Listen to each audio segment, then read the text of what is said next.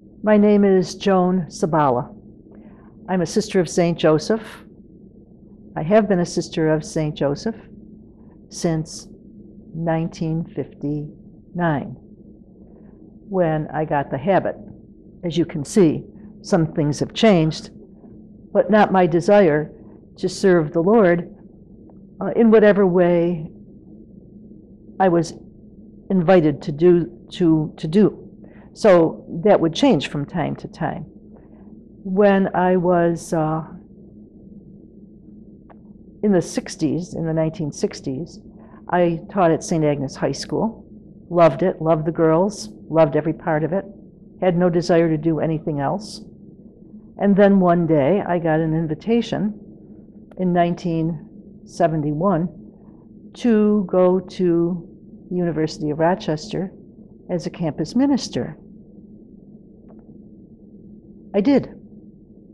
And I was there 1 week, and Jim Lawler, the priest who was the priest member of the team, said to me, "Now, you'll be preaching next weekend." I said, "Oh, I will?" He said, "Yes, you will." I said, "I haven't done that before."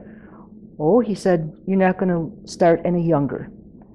So, in fact, I have been preaching in the Diocese of Rochester since 1971. And there have been very few years when I haven't done that. Sometimes I was part of a pastoral staff, and sometimes I was invited as a guest homilist. Each occasion was an inspiration.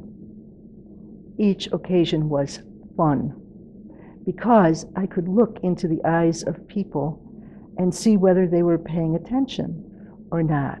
I could see the question marks on their faces. I could see the furrow on their brows. I could see them do this, just kind of fold up their arms and say, "I'm not going to listen." And then in a little while, they would be leaning forward like this. So the point is to always break open the Word of God and to be faithful to the Scriptures, but to be faithful to human life as well. Because the Scriptures have no meaning unless they touch our lives. They're not books, 72 of them on the shelf. They are simply the Word of God, which is intended for us.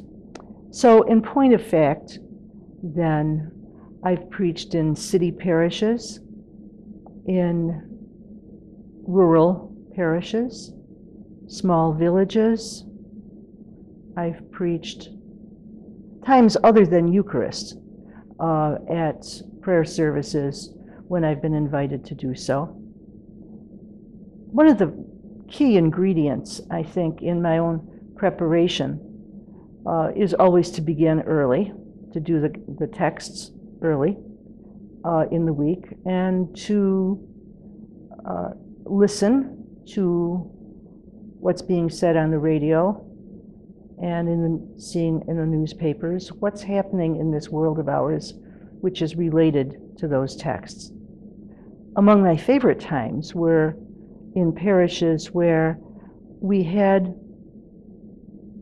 homily preparation groups, and folks would come together for half hour, 45 minutes. We would do the readings, and then we would begin to talk about them, refine what concepts were really on the minds of people. And those were always the best times. Homilies are not ever intended to be for the speaker. They're not for show. They are most importantly for the lives of the people that we touch. And I've heard stories about what our homilies do, not just mine, but anybody's. In talking with homilists, I find that people stop us after Mass or after whatever service and want to talk about some critical point. And as they talk about that point, it becomes clear that they have been touched. And that's the most important thing for me, so that people don't go away empty-handed or empty-hearted. They go away full of life.